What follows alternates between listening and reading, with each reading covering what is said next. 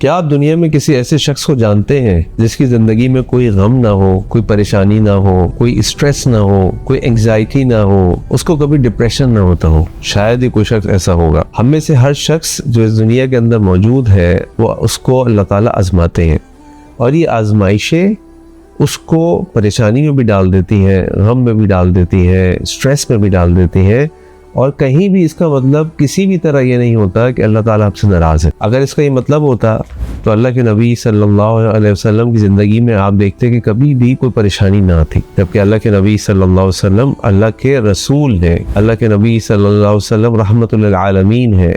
अल्लाह के नबी सल्लल्लाहु अलैहि वसल्लम पूरी रात अल्लाह की इबादत करते थे, अल्लाह की अताअत व फरमाबरदारी करते थे, अल्लाह ताला का पैगाम दुनिया के लोगों तक पहुंचाते तो अपनी सारी ज़िंदगी उसकी लगा दी। फिर ऐसा क्यों कि अल्लाह के नबी सल्लल्लाहु अलैहि वसल्लम की आंखों में आंसू आ गए कि जब उनके बेटे इब्राहीम का इंतकाल हुआ?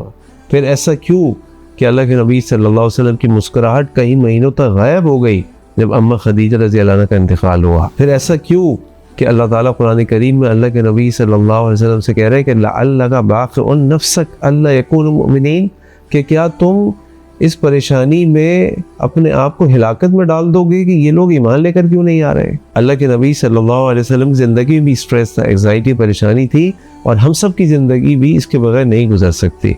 ये हर इंसान की ज़िंदगी का पार्ट एंड पार्सल है। Stress, anxiety, pain, suffering, depression, इन सब को कैसे हमने मैनेज करना है, इसके बारे में हमारी सही परसेप्शन क्या होना चाहिए, इसके बारे में इस्लाम हमें क्या गाइडलाइंस देता है? क्या ये सब कुछ हमारे वीक ईमान की वजह से होता है?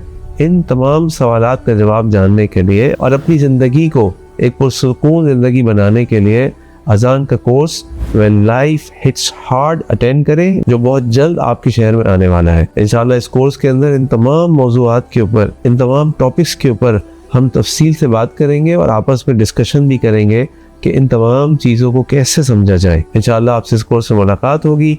अस्सलामु अलैकुम व रहमतुल्लाहि व बरकातुहू।